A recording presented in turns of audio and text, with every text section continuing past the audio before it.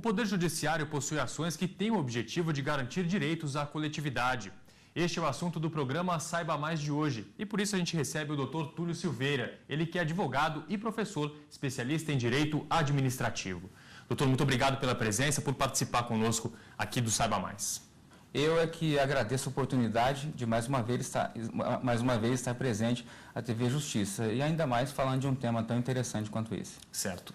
Ações não faltam por parte da Justiça para garantir, como a gente disse agora no começo do programa, direitos à coletividade. Quais são essas principais ações, doutor? Ora, nós podemos elencar que a coletividade ela estará protegida por diversas ações, mas acima de tudo nós temos, quando tratamos de direitos coletivos, direitos difusos, direitos individuais, meta-individuais, proteção ao direito do consumidor, proteção ao meio ambiente, reparação de eventuais danos causados a eles, a ordem econômica, a ordem jurídica, nós temos aí a ação civil pública. Tá? Essa é uma medida que vai reparar, apurar responsabilidade por danos morais e patrimoniais em razão destes objetos. No entanto, quando nós partimos para o campo das ações constitucionais, nós vamos encontrar aí as ações que vão proteger não só a Carta Magna, a nossa Constituição Federal, mas também irão proteger o seu cidadão em face de algum ordenamento que porventura venha a ser contrariado por estas leis, contrariado por leis que contrariarão a própria Constituição Federal. Aí nós temos a ação direta de constitucionalidade, nós temos a ação direta de inconstitucionalidade e nós temos a ação de descumprimento, a ação de arguição de descumprimento de preceito fundamental. É uma ação também que é proposta perante o STF. Essas três últimas são propostas perante o Supremo Tribunal Federal. Certo. Para a gente começar especificamente por cada uma, a ação civil pública, por exemplo, quais são os principais objetivos dela? Tá, os principais objetivos, eles estabelecem o quê? A reparação de um dano moral ou de um dano patrimonial que foi causado por uma pessoa física ou jurídica em relação ao meio ambiente, em relação ao patrimônio histórico e artístico nacional, em relação à ordem econômica, à ordem jurídica, e nestes casos o Ministério Público, a Defensoria Pública, a União, os Estados, como legitimados para propor esta ação, irão buscar essa reparação. É bom ficar claro o seguinte, quando nós estabelecemos essa ação civil pública, precede-se da ideia de que um direito está sendo violado. Mas não é qualquer direito. É um dos direitos definidos lá na ação, na Lei de Ação Civil Pública. Nessa perspectiva de buscar a reparação a este direito, lembre-se da coletividade.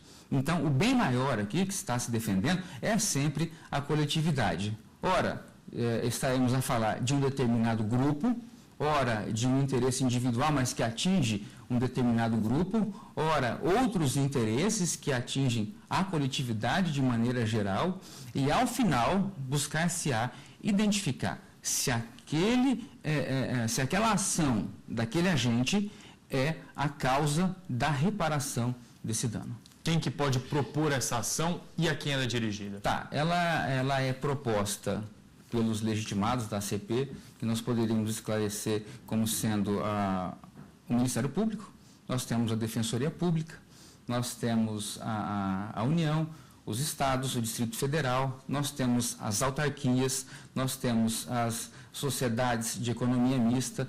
Vejam você, eu não estou falando aqui de uma simples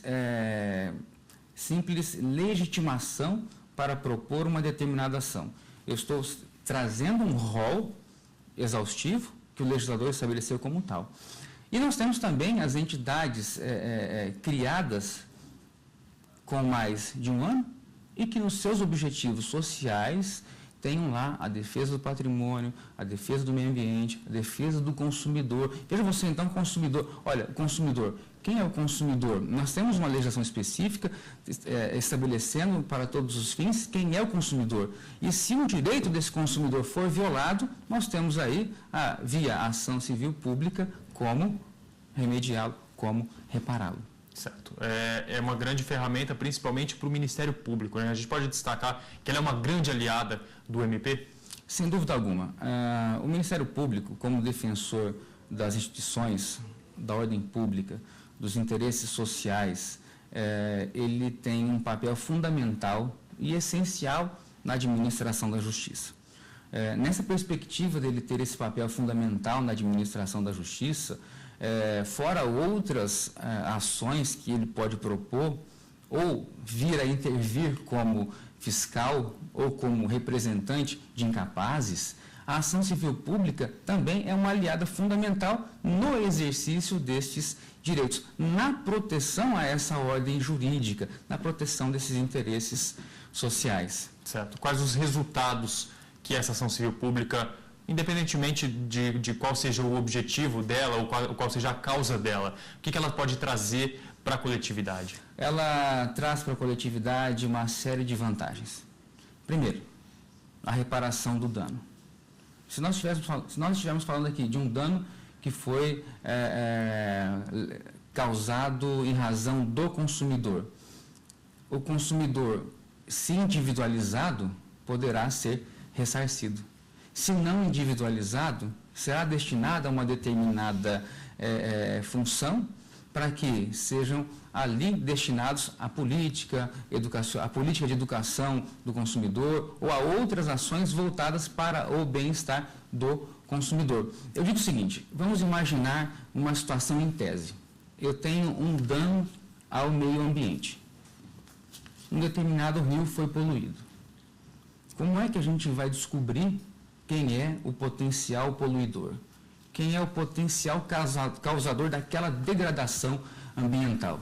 Então, mediante, vamos imaginar que eu não teria ali elementos necessários para já ingressar com a ação civil pública e o Ministério Público teria que, então, instaurar um inquérito civil público para apurar a responsabilidade. Então, naquele meio inquisitivo, iria se identificar quem? A pessoa e a materialidade. Só que o Ministério Público não decide, ele propõe. Quem decide é o Judiciário. Então, por meio de uma ação civil pública, em face de uma determinada pessoa, em razão de um determinado ato, buscar-se-á a reparação daquele ato. Pois bem, mas foi o riacho que foi degradado. Nessa apuração, eventual ressarcimento não vai para a pessoa A, B ou C, não vai para aqueles proprietários das zonas limítrofes daquele riacho. Vai o quê? Ressarcir e se pensar em uma condição para a recuperação daquela área degradada. E essa recuperação, ela se dá de diversas maneiras. Nós temos aí a questão, na condenação de uma ação civil pública, o dever de ressarcir a União, ressarcir um fundo específico, ressarcir o Estado, ressarcir o município, para que com aquele recurso, com aquele ressarcimento, eles possam trabalhar toda a recuperação daquele manancial. Então, esse é um exemplo clássico onde uma ação civil pública busca reparar um dano ambiental. Nessa reparação, eu vou estabelecer o quê? Qual é o resultado? Bom, o resultado pode ser financeiro, mas também de obrigação de fazer, onde eu tenho ali em posição de uma indenização, mas também a obrigação de quê?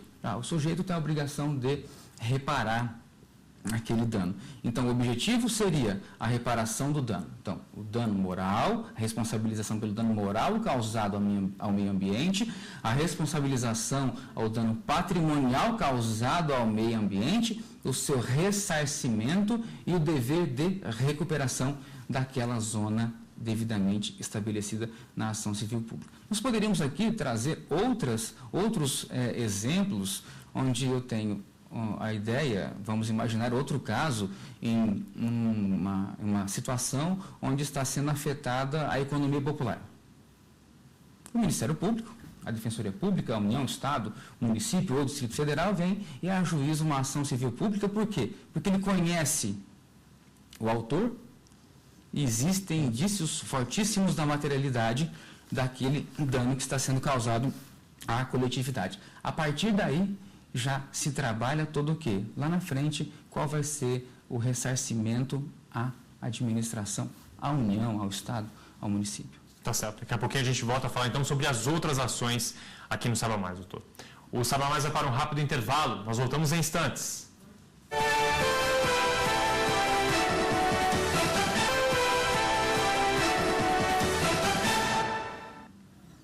Saiba mais de volta. Hoje nós estamos falando sobre ações que têm o objetivo de garantir direitos à coletividade e por isso a gente recebe o Dr. Túlio Silveira, ele que é advogado e professor de Direito Administrativo. Doutor, no bloco passado nós falamos sobre ação civil pública. Em relação a essas 3 próximas ações que nós vamos falar agora ela é um pouco diferente, né? Puxando um pouquinho para a questão das ações relacionadas a cumprimento de dispositivos que estão na Constituição Federal, a gente chega à questão de descumprimento de preceitos fundamentais. O que é a DPF? Olha, é interessante que nós possamos fazer uma divisão conceitual. Eu peço ao público que sempre trabalhe da seguinte maneira: antes da Constituição Federal e depois da Constituição Federal. Esse é didaticamente uma maneira interessante de se pensar as ações constitucionais. Por que antes da Constituição Federal e depois da Constituição Federal? Porque justamente você entra no campo do quê? Da arguição de descumprimento de preceito fundamental. Essa é uma ação constitucional que ela vai buscar evitar ou reparar uma lesão a um preceito fundamental que outrora foi criado anterior à Constituição Federal, que não pode ser objeto de apreciação por ação declaratória de constitucionalidade ou ação direta de inconstitucionalidade. Nessa perspectiva da arguição de descumprimento da preceito fundamental, o que vai se questionar é se um determinado ato do poder público é compatível ou não com a Constituição atual. Nessa perspectiva de haver a compatibilidade ou não, o telespectador vai entender o seguinte: o que eu considero como preceito fundamental? É aquilo que está esculpido na Constituição Federal e não pode ser violado por uma norma infralegal. A ideia de controle de constitucionalidade no Brasil ela é das mais complexas. Então, vamos só também trabalhar um parêntese.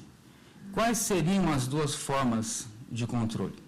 O político e o repressivo. O político, eu posso citar como exemplo, o veto presidencial. Ele vem e veta um determinado dispositivo da lei, dizendo que aquilo vai contrariar a Constituição por motivos tais, tais e tais. O repressivo, ele é praticado pelo Poder Judiciário.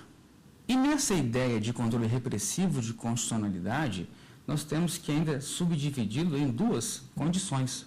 Quando eu tenho o controle concreto ou difuso, e onde eu tenho o controle concentrado ou abstrato ou concentrado. Mas o que isso quer dizer para os nossos telespectadores? Quer dizer o seguinte: quando eu estou falando de um controle concreto, eu estou dizendo que um juiz de primeira instância está apreciando a constitucionalidade daquele dispositivo. Então, qualquer órgão do Poder Judiciário pode decidir sobre constitucionalidade? Se o controle for concreto, ele poderá decidir. Quais são os efeitos? A decisão inter partes e caberá recurso normalmente. Aplicação imediata. Sim, tá? Sim. No controle concreto, no controle abstrato ou concentrado, esse só será apreciado pelo Supremo Tribunal Federal.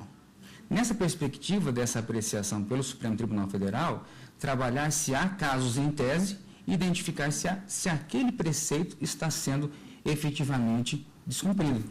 Nós temos aí vários exemplos no que se diz respeito à objetividade dessa ação constitucional que é a arguição.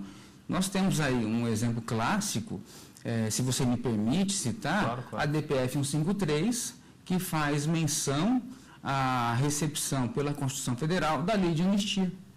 Mas por que isso surgiu? Porque lá atrás, a Corte Interamericana de Direitos Humanos prolatou um julgamento sobre a Lei de Anistia do Brasil e o STF foi obrigado a se manifestar. Por quê? Porque foi ajuizada a DPF por um legitimado. Tá? Os mesmos legitimados lá da ação declaratória de constitucionalidade e da ação direta de inconstitucionalidade. E naquela ocasião, o STF entendeu, não, a nossa lei de anistia é perfeitamente compatível com a Constituição Federal. Então ele disse, não está sendo descumprido um preceito fundamental definido na nossa Constituição. Certo. O senhor falou um pouquinho agora quem que pode propor essa ADPF e quem que é o demandado? É uma questão um pouco diferente, por exemplo, da ação civil pública que a gente falou agora há pouco, né? Sim. É interessante destacarmos o seguinte: quando nós buscamos a arguição de descumprimento de preceito fundamental, nós estamos atacando um determinado ato do poder público, e não o poder público em si. Não estou demandando em face da União, em face do município, em face de ninguém. Eu estou o quê? Questionando aquele ato que foi expedido pelo poder público, vamos chamar de lei, e buscar identificar se aquela lei está sendo de acordo com a Constituição Federal. Então, aqui não se demanda contra ninguém, não se demanda em face de alguém, mas em face de um determinado ato do poder público, de um determinado objeto emanado do poder público. Certo. Nesse caso da lei da anistia, o Supremo decidiu, por exemplo, manter essa lei em vigor. Manteve a lei em vigor. Há casos em que ele pode simplesmente invalidar aquela lei, tornar aquela lei, vamos dizer assim, tornar aquela lei nula em relação à Constituição de 88? Excelente abordagem. Por quê? Porque ele pode torná-la, ele pode determinar que ela não tenha validade totalmente ou parcialmente. Ele pode modular a sua decisão, ele pode estabelecer que alguns artigos não estão dentro da égide da Constituição Federal, que outros estão. Então, ele pode determinar ali a validade plena daquela norma ou a invalidade plena daquela norma.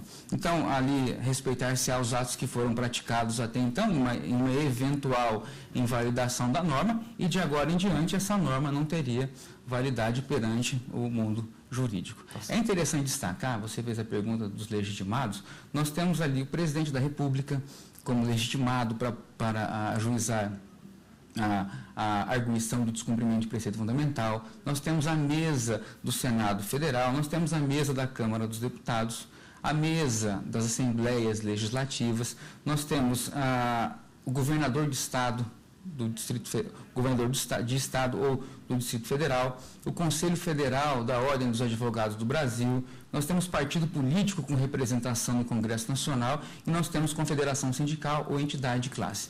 Agora, é bom lembrar o seguinte, quando nós mencionarmos a propositura da ação declaratória de constitucionalidade ou a direta de inconstitucionalidade, estes legitimados,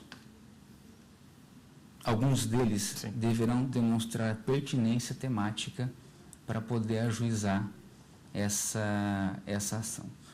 Então, demonstrar-se-á. Aqui não, aqui a gente tem-se que os mesmos legitimados poderão arguir o descumprimento do preceito fundamental.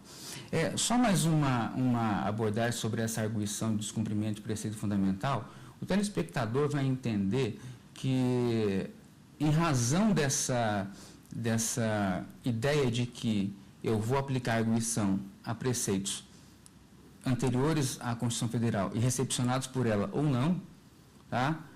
Em razão da nossa transição desse sistema concentrado e desse sistema concreto de controle de constitucionalidade. É por essa razão que a ação de arguição, isso já foi objeto de Sim. deliberação pelo STF, que ele menciona que, em razão dessa transição constitucional, em razão destas situações, ela se presta justamente a evitar que algum ato venha lesar a ordem jurídica. Só que eu não poderia utilizar a ADIM nem a ADC, por quê? Porque são atos anteriores à Constituição Federal. Há razão pela qual urge a necessidade de uma regulamentação, como de fato foi, estabelecendo os procedimentos da arguição. Tá certo. Daqui a pouco a gente volta a conversar então sobre ação declaratória de constitucionalidade e ação direta de inconstitucionalidade, doutor. O Saiba Mais vai para um rápido intervalo, nós voltamos já.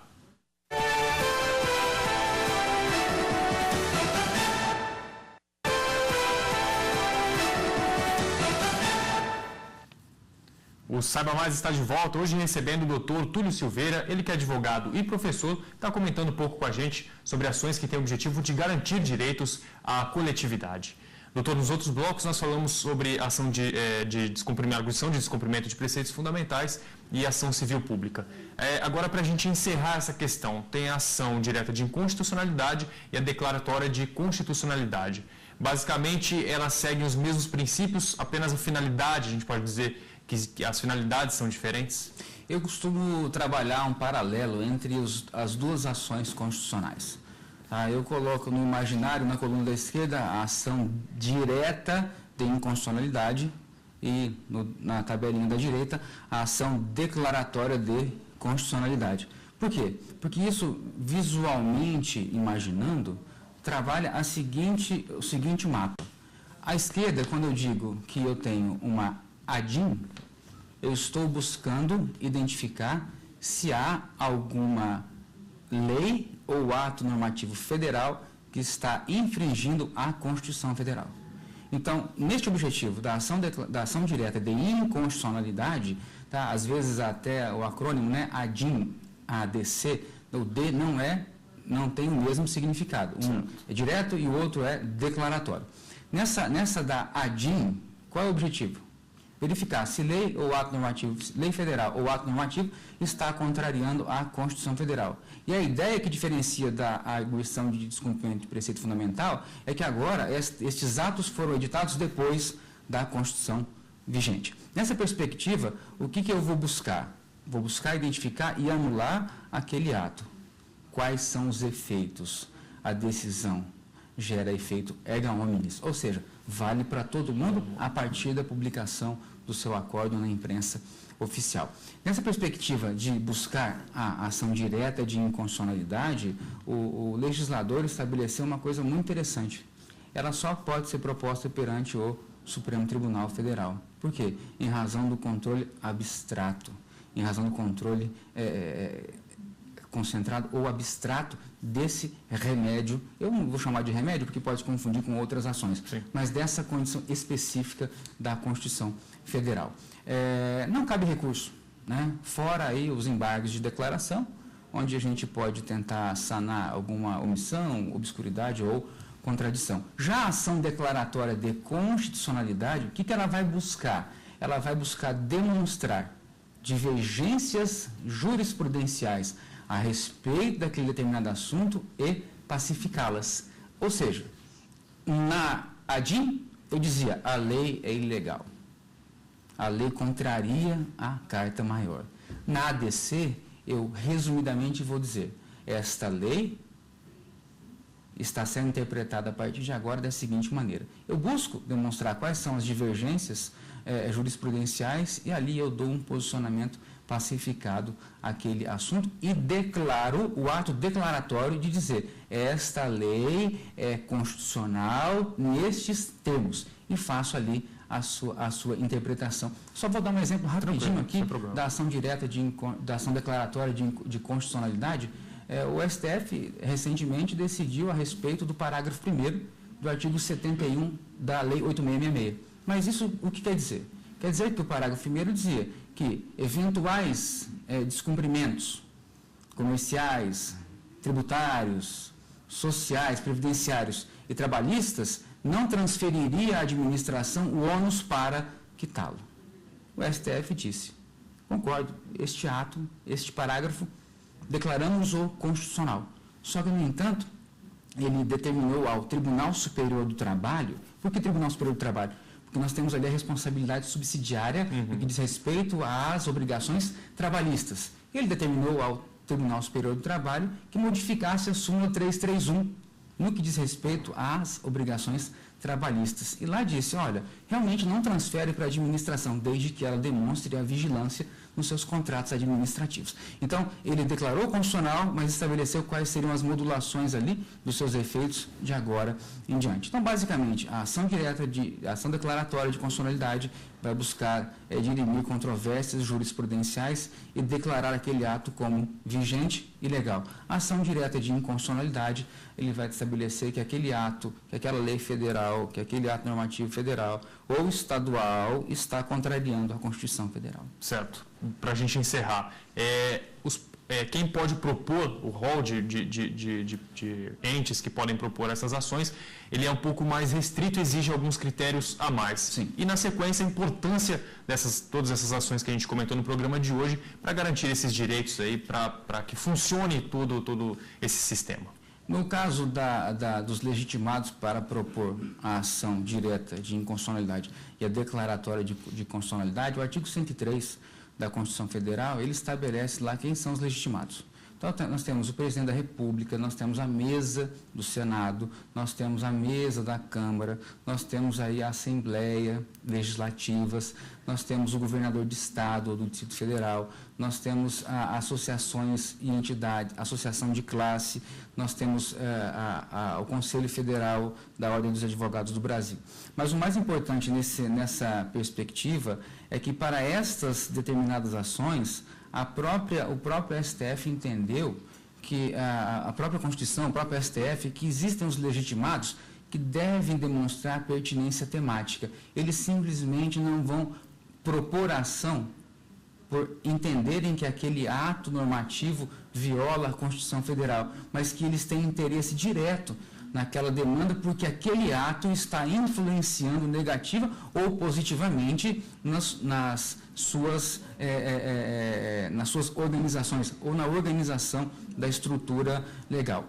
Em razão da importância dessas ações, nós temos que entender o seguinte: o judiciário não se movimenta sozinho. Certo. E para ele se movimentar, existe a ideia de alguns personagens atuando conjuntamente. Quais seriam os meios para esses personagens atuarem? E aí, na defesa dos interesses coletivos, dos interesses difusos, dos individuais, meta-individuais, defesa de meio ambiente, defesa de patrimônio histórico, artístico nacional, é muito importante essa ideia de se defender a sua história, né? Aquela máxima de que se eu não conheço o meu passado, eu não tenho como estabelecer meu presente para projetar o meu futuro. Então, a proteção do patrimônio histórico e artístico nacional é fundamental. Aí nós usaremos a ação civil pública.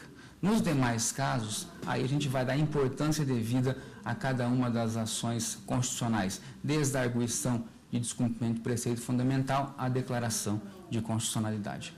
Tá certo. Doutor Túlio Silveira, muito obrigado pela participação, por vir falar um pouquinho mais sobre esse assunto com a gente aqui no Saiba Mais. Eu é quem agradeço a oportunidade e estou à disposição da TV Justiça. Tá certo. Muito obrigado. O Saiba Mais de hoje fica por aqui. Até a próxima.